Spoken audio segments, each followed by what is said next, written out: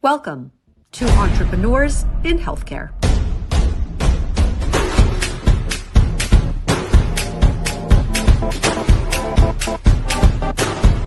I've come to realize that entrepreneurship discussions are long overdue in medicine.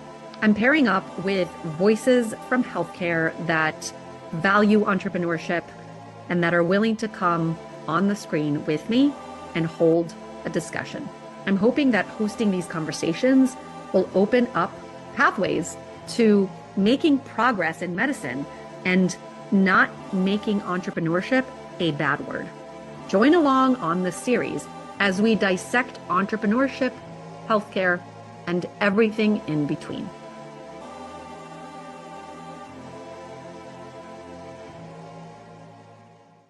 Hi, everyone. This is Donna Corriel, and we are back for another episode of Entrepreneurs in Healthcare. And alongside me virtually, we have Laurel Wiers.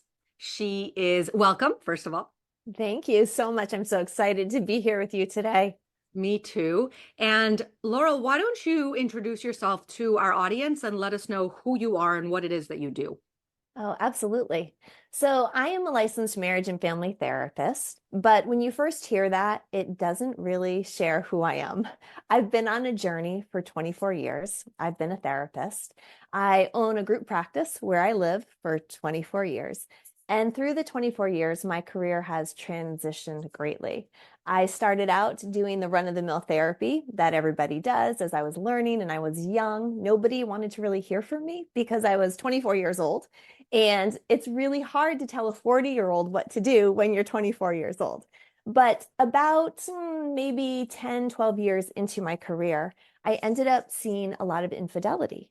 And so I got super frustrated that people were going to get help with infidelity and they were getting actually marriage counseling. Marriage counseling is no good when you have infidelity. You can't fix a marriage until you acknowledge what's happened in the marriage. So I wrote a book on it, and then I was flooded with infidelity cases. And very quickly after that, I got tired of being a referee. And I was like, oh my goodness, what did I do? I need to do something else. But through that process, something very interesting happened, which led me to where I am today. I was getting all sorts of clients that came in and they had PTSD. And what I knew to be true was this: I couldn't help them. I would refer them out to other people that I don't know if they actually helped them, but that said that they could treat PTSD. And then I got injured. And while I was injured, I was in bed watching a program with a bunch of veterans who were sharing how they were healing from their trauma. And immediately I thought, I need to be trained in that. And so within a month, I was at a training and I came and I brought it back to my practice, and it changed my world. It changed my clients' world, and it changed me as a practitioner. So for the last 8 years, I've become a trauma expert. I went from running from trauma to running to trauma. And then in this last year of my life, I have pivoted and I work privately and I work with corporations to help their leaders move to places that they can be more effective by clearing out the trauma. I found out really quickly that what I could use to clinically treat people who had trauma and stuck sensations in their body, I could actually use to help them up-level their game with lesser things in their life that had happened, but were still greatly impacting the way that they saw the world. So that's my journey. Okay, so interesting. And I want to let the audience know, everybody that's listening, exactly how we met, because I'm sure they're going to say, well, how did Donna Corriel meet Laurel Wiers? And this is how we met. Laurel is a speaker in our upcoming virtual conference, Empowering Patients in the Face of Cancer. We've got a big lineup. We have 18 speakers and 18 topics, and we have professions ranging from medical doctors, oncologists, therapists, and everything in between. And it's actually going to be free while it's live. So I'm so excited about that. But that's actually how we met, is that conference has a chair.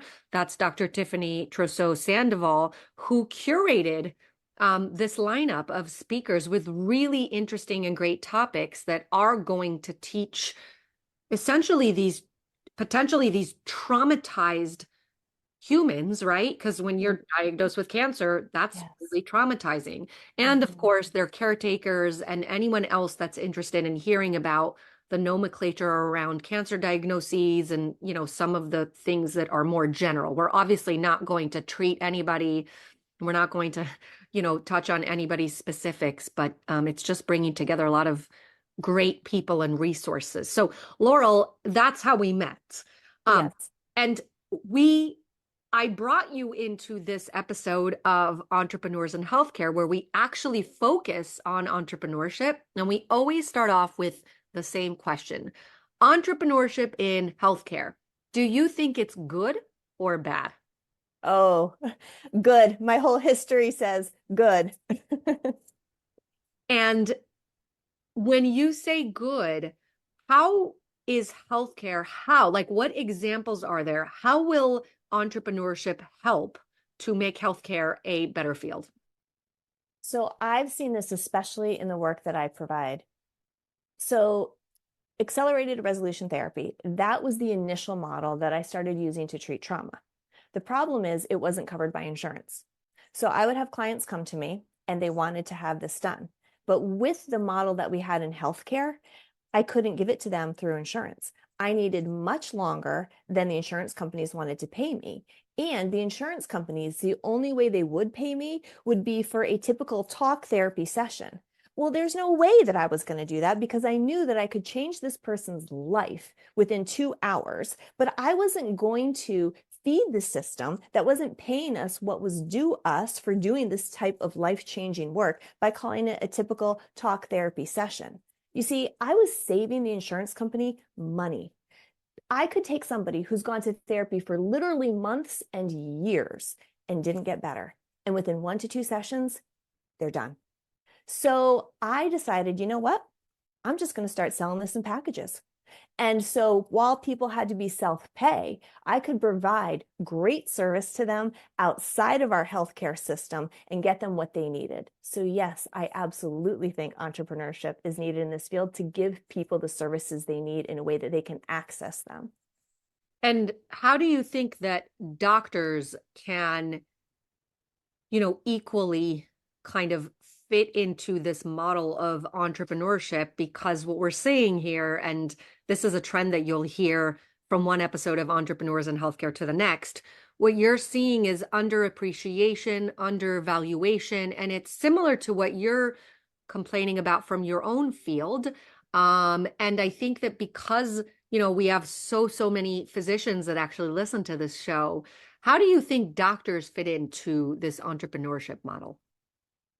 I think that it's specialization and finding your niche, right? And I think that we are in this model that thinks that everybody has to treat everybody the same. And it's safe and it's comfortable, but it's not fulfilling, right? We're overworked. We are expected to know everything about everything, or we have to follow a prescribed way of treating things. So I think that when doctors get this sense of who they are, what they are great at, if we are great at something, people come to you. When we know what we are good at, people want to pay for that and people will go out of their way to get the services they need. So I think the way that doctors start to get into this is to recognize where their brilliance is, where they're gifted, and then be confident enough to know that when they step out of that and offer that, they are going to be busier and happier than ever. Yeah, I mean, I definitely agree with that. Knowing how broken the healthcare system and how, again, so many issues and so many factors leading to unhappiness and feeling unfulfilled in our careers, which is a shift from previous times. Mhm. Um, so as an entrepreneur yourself, how do you market your services?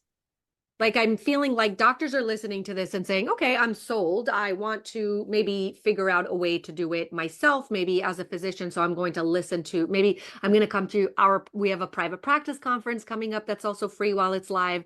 I'm going to do that. But from your perspective as an entrepreneur in the healthcare field, what advice do you have for marketing for doctors that do choose to break off and are facing this really big hurdle of how do I shine amongst a sea of giants in healthcare? Right? That is the magic question. So I would say be prepared for the long game. It definitely is not an overnight thing. And I think if people can understand that immediately, you're going to not burn out and you're not going to get disappointed. And it's all about networking. I cannot scream that loud enough. It's networking, networking, networking. And so there's a couple ways that that happens. One is I'm a part of a mastermind. I believe that masterminds are helpful because you have people that have done this, that have gone before you, and that can teach you kind of the tricks of the trade. If I did not have a mastermind group, I do not think I would be where I'm at right now. Because the other thing is social posting and do it alone. You can do that all day long, but if you don't have a plan and if you don't have a map to guide you in how to do these things, you're going to burn out and really you're not going to go anywhere, I don't think. I tried that years ago and same thing, I got burnout and I didn't get clients from it. So I think that one, it's networking, it's going to events, it's going to conferences, but also being intentional when you go to these events and you network. You need to know immediately what either your ask is going to be or know your elevator speech. I work with X and I do this with X, and this is how you can contact me. Really quick and really succinct in what you do, but it's going with the intention of I'm going to connect with 3 people that I know that I can offer value to. And so whether it's in person or whether it's virtually. I also think LinkedIn is great. Instagram, you're not going to get a lot of clients there, or it's going to take a long, long, long, long time, or you need someone really big to bring you in. I think that LinkedIn has the most like-minded people on it. We are all there to help each other, to network and connect. And so I would tell anyone looking to do this, get on LinkedIn, get your profile up, have someone work with you to have a good profile, and then you start making connections with the people that you know are in your network that you can offer value to, and then you post, post, post. It doesn't have to be all the time, but you need to post again in an intentional way. You're not showing your dog. You're not also always just selling and saying, this is what I do, but you are sharing the transformations that your patients are getting while you're doing that. Beautifully said. I have so many things that I thought of, saying in response to this. The first is that we at SoMeDocs are building a LinkedIn service to just help doctors in that initial hump to like build their profile. So you touched on that, and I absolutely agree. I love LinkedIn. It's actually my favorite and most popular platform. And I do really well on it. I have like well over 15,000 people who follow and everything. But Woohoo! yeah, I just find it so professional and so conducive to really respectful discussions, things that I don't necessarily see on X. I mean, I'm still on X and I'm present there, but I just don't see it as being as professional. So I do agree with you there. And again, be on the lookout, everyone that's listening, very soon for a very cool offer on helping you and perfecting your LinkedIn profile. So we're having that coming up. The second thing is that that's why I'm building conferences. So I so agree with you. I think that networking should not come just when we physically, go to conferences that are in person. I think those are really cool and I love them and I still participate in them, but there's only so many that we can go to in a year. We don't have as many vacation days and we don't, they're very costly. So that's part of why I've built the conferences section and why networking is such a big emphasis for me when I run these conferences. And look at us. I mean, we're networking, and it's because Yes. you decided to come on as a speaker and be a part of this project. And hopefully you're growing because of it, because we're going to have a large audience, especially because we made it free while it's live. Mm-hmm. So it's just so amazing. And then the third thing I wanted to say is that I so agree with not only sharing your expertise out on social media and building presence, but I really believe that it should come earlier rather than later because of the first thing you said, and that's time. It takes time to prove to the world and to your community, maybe the other way around, right? First your community and then to the world, that you are an expert in what you're an expert in. It really does take time because everyone can say that Yes. they're an expert in something, especially on social media. You don't really need on social media to have the degrees. And that's why, for example, SoMeDocs exists on our website is let's show you the verified doctors of today. Yes. But I think it needs to be done early. And so that's why I think it needs to start earlier than when we become attendings, because in medicine, we Yes. become attendings very late in life, usually in our late 20s to early 30s. So if you go the straight route, by the way, some people, have a break between, in life when they go into medical school. So for me, what's missing in medical curriculum is the whole concept of branding and putting yourself out there and autonomy and independence. So that's why we opened a student section to SoMeDocs, Mm. because I want to actually not only connect with the attendings out there, with the doctors that are already practicing, I want to connect with the doctors that are learning how they will be practicing and are still learning medicine, but Yes. have the time to start building presence so that when they do finish their training all the way down that line, they're not starting from scratch. Absolutely. What do you think of that? We'll be back after this short break. SoMeDocs is building a conference called Private Practice 101, Starting Your Own. Check out the lineup. I'm going to talk to you about lease negotiations and purchase negotiations. I'll talk about how to prepare, plan, and organize your personal finances when you are starting out on your own private practice. We're going to talk about how to apply this information to detect and prevent fraud. This talk is for doctors who are fed up with the overregulation of patient care. And I'm excited to teach you the ins and outs of how to build a thriving referral network and Facebook group. How to build in compliance efforts and strengthen your negotiation tactics. Because I want you to make money and I want you to stay safe. I'm really looking forward to talking with you about creating and retaining a high-functioning team. About the psychological and emotional things that undoubtedly come up as you reach certain barriers. Marketing yourself as a professional in the world of today.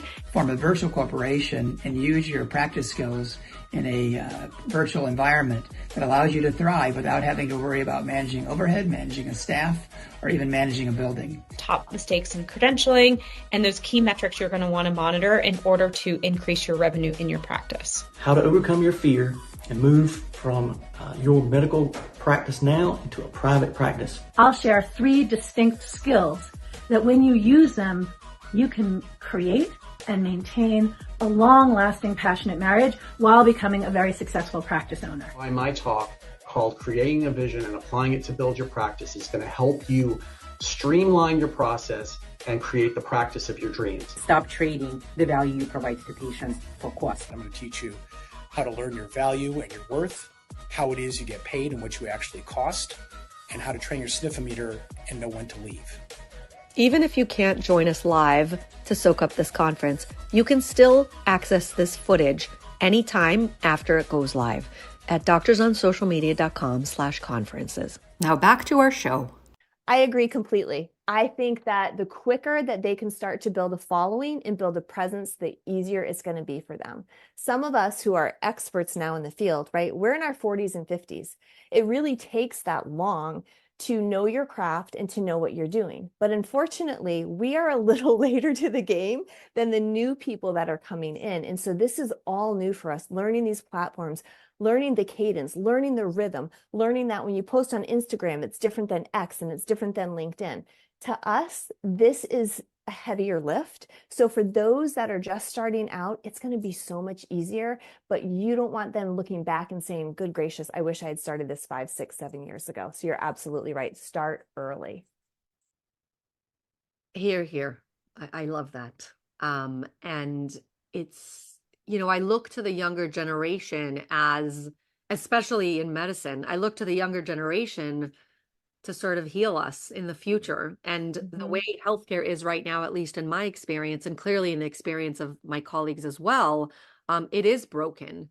And I would like to play my part in this lifetime to try to fix it, at least in one way or another, right? So I think really connecting with the younger generation and facilitating connections, by the way. The issue also is that I always, used to say this in lectures at conferences, is that I'm not an N equals 1. Like I'm not going to change healthcare with an N equals 1. I'm not personally alone, solo going to change healthcare. It's going to take a concerted effort through, the unity of doctors and others in our team, right? That see that there's a break on how can we work together to really better the lives of our patients. And again, entrepreneurship and entrepreneurial mindsets are, for me, essential for it. because it's not because we need to like make products out of ourselves or in general out of our brands, but because those are the concepts that have allowed others to control the narrative and others to become our bosses. And to me, it sounds like you're really all for being your own boss and kind of paving your own road to success. Is that Yes. right? Oh my goodness. Yes, as you're talking, I love it because we get freedom by being entrepreneurs. I knew from day one that I didn't actually, my first job I worked at for 3 days. And when I first got out of graduate school, and I was like, this is for the birds. Like they had me documenting and writing all this stuff. And I was like, where's the work that I went to school to do? Where are the people? And I was like, yeah, not doing that. And immediately went into private practice because I knew that I was going to be a mother. And I knew I wanted the freedom to raise my babies, to go to track meets, to do everything that I wanted to do while also doing the work that I love. So yes, we need to definitely look into entrepreneurship so that we can have that type of freedom. And again, practice the way we want to. I mean, I'm all for structure, rules, ethics. We need all of that. And we all follow that. But I don't want to be told when I have to work, how I have to work, how I can treat somebody, and how many sessions they're supposed to be better within. It's just unbelievable the way that that happens. So yes, to have freedom means to be an entrepreneur. But I also love the other piece that you said, which is connecting with the younger generation. You know you're getting old when you're hiring people and you're like, oh my gosh, I'm the oldest one at the practice now. Like forever, because I was a young entrepreneur, I really was. I had people 20 years older than me when I started. And so I was the baby telling the older people kind of what to do, signing their checks. And now here I am 24 years later, and I'm the older one. But what I love about my younger people is they bring to the table things that in this lifetime, I just don't have time to figure out. So I will say to them, you know, can you do this for me on the computer? Can you start this type of a spreadsheet? You know, all these different activities that to me, it's another thing to learn. When we work together, it's so efficient and so beautiful. And then they take ownership as well in the business, and it teaches them how to be entrepreneurs going forward as well. Wonderful. I think that we can extrapolate so much out of that as doctors, right? We may not be in the same field, but we're certainly we can use some of those realities and things that your lived experience to grow our own presence in the healthcare niche. So I love that. I think there's so much applicability to what we are trying to do in medicine. I think bringing people like you and your lived experience to the table in shows like this really help us to figure out, well, how is she doing it? And then how can we sort of figure out how to do it in medicine as doctors? I will say that we sometimes do have different rules to abide by, understandably. And those are hurdles that we need to come together to resolve. And that, for example, is why at the private practice conference, I'm hoping to really have discussions about how we, you know, push past those hurdles. Although again, because it's a free conference, while it's live, I'm hoping that other private practice owners will join as well, and not just doctors. Because at the end of the day, we need each other. Like, we can't be in silos. I mean, it's important to, you know, have just doctors around for certain conversations, and then to expand that conversations and bring in others that have succeeded, right? Or bring other viewpoints in so that we really kind of solidify our standpoints and how we build. Absolutely. And even beyond that, it's the piece of not only as partners in business, but to those of us who are receiving the services. So if you flip around my role, I have a concierge doctor. If I didn't have that, I don't know what I would do. I am so glad that he chose to be an entrepreneur. I have a son who has a blood disorder. For 6 years, we've dealt with this, and we've dealt with the system and the limitations and the confines of the system. The minute I got a concierge doctor, it changed everything. And it was the biggest sense of freedom I had in dealing with my son. So from both sides, I appreciate it. Oh, that's really interesting. Can we talk about that just for a few minutes? So can you tell us the model with which your doctor practices, the concierge medicine doctor? So it's a certain fee for the year, and you can get your physicals from him. You can call him ahead if I need to bring my son to the hospital. He will talk with the other doctors if he needs to about what's going on. So it's pretty much you get your one-on-one services from him. And is it a primary care doctor, a pediatrician? It's a primary care doctor, yes. My son is now 18 years old. Got it. So he's an adult. Yep. Huh. And is it a reasonable annual fee? And where are you located? Those two questions. So I am in New England. I'm in Connecticut. And yes, it's a reasonable annual fee. It's about $3,000 a year. Okay. And just to put it in perspective to people listening out there, of course, we all have different income levels and such. Does he take insurance? No. Okay, so he doesn't deal with insurance. And again, we don't have to, include anything you don't want to, but yeah. Do you also have insurance for those just in Yes. case moments? Yes, I do. Okay. So to me, it's like insurance for my insurance. It's getting me the service that I need that I can't get within the system. That makes sense. So you're willing to pay a bit more to make sure that you get that service. Also, Yes. because, and correct me if I'm wrong, but it seems like you recognize that you have a situation that requires more attention from the doctor. Oh, absolutely. I mean, if my son is all of a sudden showing up with petechia and it's a Friday night, do you know what a disaster it is to try to get some help? And he will be down to 2,000 platelets within 24 hours if I don't have somebody calling a prescription for prednisone. Now, on top of that, they want me to drive an hour and a half up to my local hospital where he's typically treated to get that taken care of. We don't need to do that. We know the system, we know what works, but because the system requires certain things, it's a hurdle to do what we could do with such ease. Wow, this is really powerful. First of all, my heart goes out to you for, dealing with, a medical condition that's clearly tough. And to your son, how is he doing? He's amazing. He is actually also on the spectrum.